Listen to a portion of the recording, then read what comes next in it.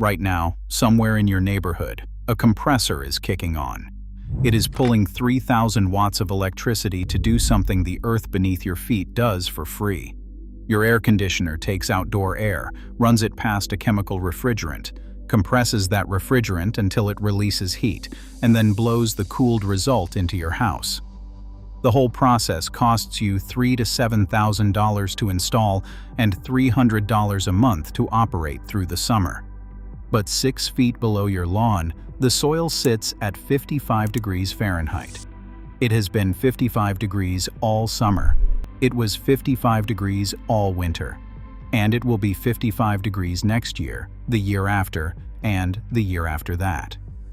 What if you just buried a pipe down there and blew air through it? That is not a hypothetical. That is a technology older than written language. And the reason you have never heard of it is not because it does not work. It is because no one makes money when it does. The physics are not complicated. At 6 to 10 feet below the surface, soil maintains a temperature roughly equal to the annual mean air temperature of whatever region you live in, plus a degree or two. In Chicago, that means 55 degrees year-round. In Atlanta, 62. In Denver, 58. Even in Phoenix, the ground settles at 67, nearly 30 degrees cooler than the air above it on an average summer day. The surface can swing from -20 to 105, and that underground temperature barely shifts by a single degree across the entire year. Soil weighs 100 to 125 pounds per cubic foot. Moving that mass by even 1 degree requires 20 to 30 British thermal units per cubic foot. The Earth absorbs summer heat so slowly that by the time warmth penetrates 6 feet down, the season has already changed. This is why root cellars kept vegetables fresh for centuries. This is why wine caves maintain perfect storage temperatures without electricity. This is not theory. Oak Ridge National Laboratory in Tennessee has monitored ground temperatures for decades, confirming these exact numbers. And this is not new knowledge. 2,400 years ago in central Iran, engineers built structures called yakhchals. These were precision-engineered cooling facilities, domed chambers rising 60 feet high with walls 6 feet thick at the base, constructed from a mixture of sand, clay, lime, goat hair, and egg whites that achieved insulation values exceeding modern fiberglass bats. The yakhchals connected to underground tunnel networks called qanats that stretched for miles into distant mountains. Air passing through those miles of underground passages emerged at 50 to 55 degrees, regardless of the desert heat above. Archaeological teams with modern monitoring equipment have documented yakhchal interiors maintaining 25 to 30 degrees Fahrenheit through summers exceeding 115 outside.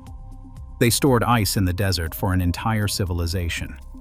Romans cooled their villas the same way. At the Villa of the Mysteries outside Pompeii, archaeologists discovered channels designed not for heating, but specifically for cooling. In Korea, the ondol system dates back 3,000 years, maintaining interior temperatures between 64 and 72 degrees through brutal summers and winters.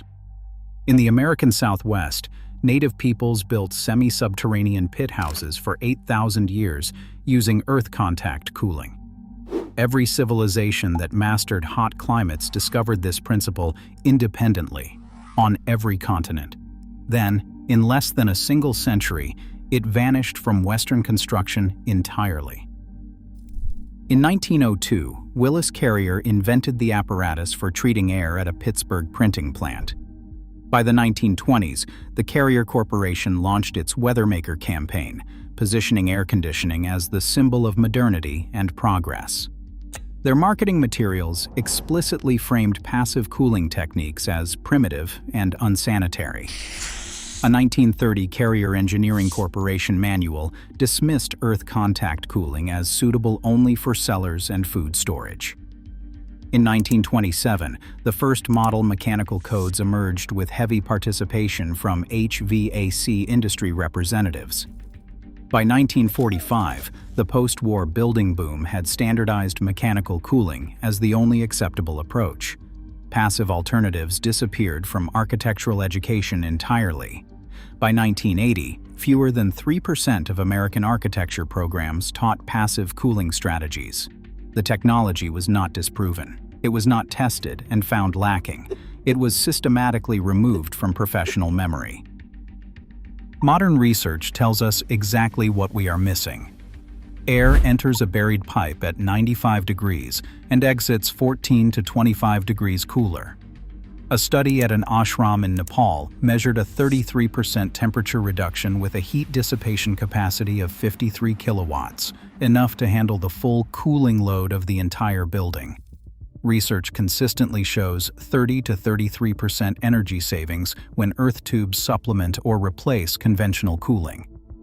About 32% of the total achievable cooling happens in just the first 2 meters of burial depth, meaning even a shallow, cheap installation delivers meaningful results. Your air conditioner achieves a coefficient of performance between 2.5 and 3.5. Thermal labyrinths measured across 47 installations worldwide achieve an average coefficient of performance of 28.7. That is not a marginal improvement. That is an order of magnitude. The only electricity required is a small fan pushing air through the buried pipes, 50 to 80 watts versus 3,000 watts for a conventional AC unit. Europe never stopped using this technology. The Passive House Institute in Darmstadt, Germany, has monitored 847 residential earth tube installations since 2005. These systems deliver an average cooling capacity of 3.2 kilowatts, while reducing mechanical cooling demand by 89%. Homes maintain interior temperatures between 72 and 75 degrees without air conditioning, even when outside temperatures reach 95.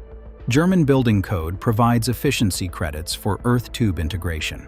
Austria's national building standard requires thermal labyrinth analysis for any structure exceeding 1,000 square meters. The Allgemeines Krankenhaus Hospital in Vienna has provided 450 kilowatts of cooling to critical care units since 1994. That is 30 years of continuous operation with cleaning required only every 5 to 7 years. Operating costs run 2 cents per kilowatt hour compared to 8 to 12 cents for conventional cooling. In Switzerland, a 15-year longitudinal study from ETH Zurich found zero degradation in system performance over the entire monitoring period. Zero. Canada's Earth Rangers Centre uses 9 concrete pipes buried 3 meters deep, achieving 20 degrees Celsius of warming in winter and 10 degrees of cooling in summer.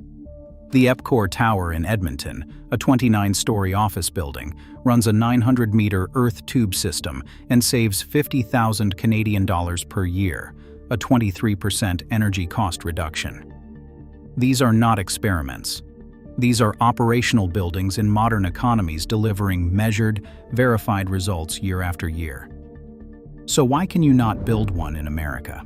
The International Residential Code, Section M1601, requires all ductwork to be constructed of materials having a maximum flame spread index of 200, with no provision for earth contact air handling. The code assumes ductwork exists inside buildings and nowhere else. A system that buries pipes in the ground simply does not fit the template, so it cannot be approved. The EPA classifies 21 states as Radon Zone 1, meaning any earth contact air pathway triggers mandatory mitigation requirements, adding $2,000 to $5,000 to installation costs, even though European systems have demonstrated radon management solutions costing under $100.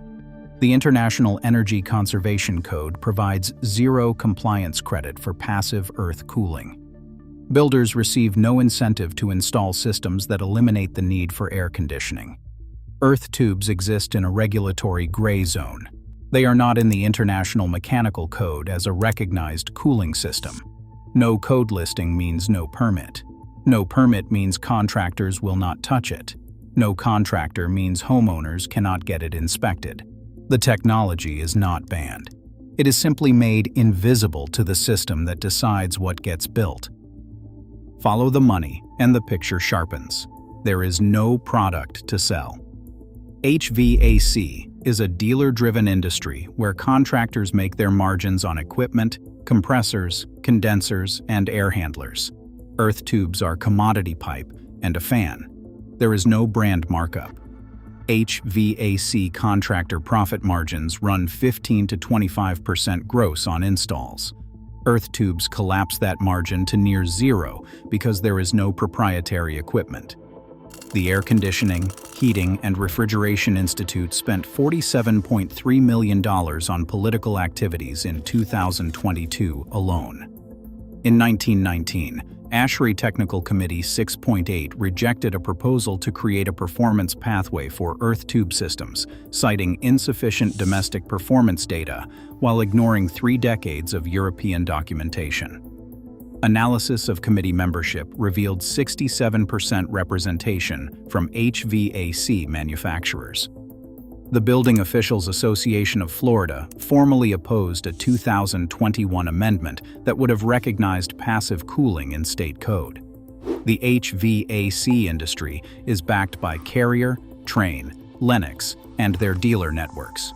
Earth tubes have no manufacturer, no trade association, no lobbyist, and no marketing budget. Every thermal labyrinth installed is an air conditioner that never gets sold, a compressor that never gets replaced, a refrigerant charge that never gets topped off. The $29 billion annual residential cooling market depends on complexity, not solutions. But honesty demands acknowledging the real engineering challenges.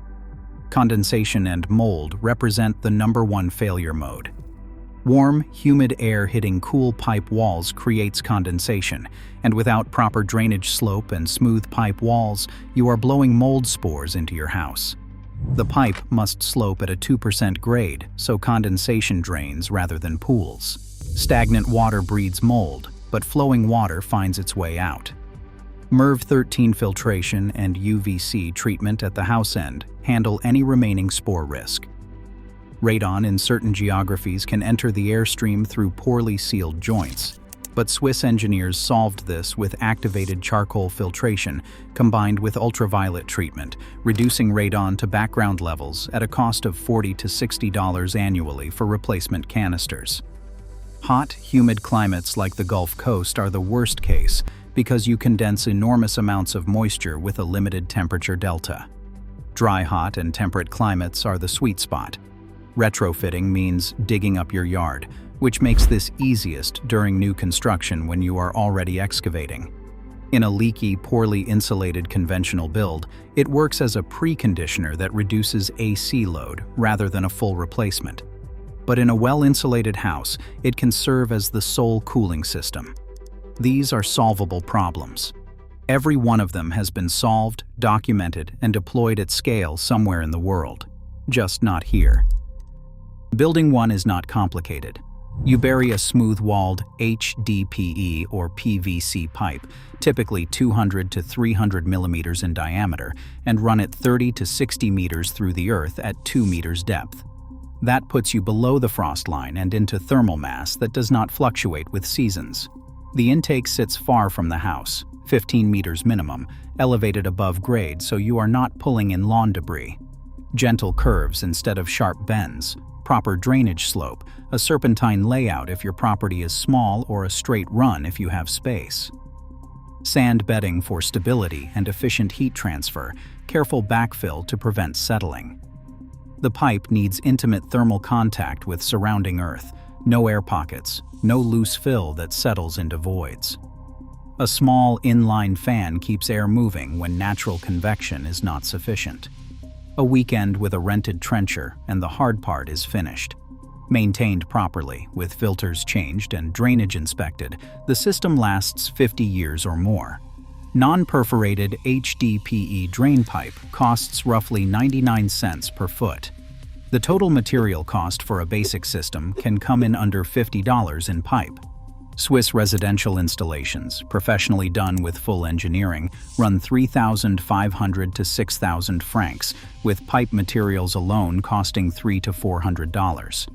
Compare that to the thousands you would spend on a conventional AC system that lasts 15 years if you are lucky. The International Energy Agency projects that air conditioning energy demand will triple by 2050. We cannot refrigerant our way out of climate change. Modern passive house designers are quietly integrating earth tubes as preconditioners for their heat recovery and energy recovery ventilation systems. Reduced airflows in super-insulated buildings make earth tubes more effective, not less. DIY builders across the country are proving the concept works with commodity materials, and the information asymmetry that protected the HVAC industry for a century is collapsing in real time. HVAC accounts for up to 50% of a building's total energy consumption. Earth tubes attack the single biggest line item on your electric bill. The question was never whether the science works. 2,400 years of continuous use across every inhabited continent answered that. The question is whether an industry that sells you a machine to do what the ground does for free will let you find out. The Earth has been waiting. It has always been waiting. 6 feet down, 55 degrees, right now, right beneath you.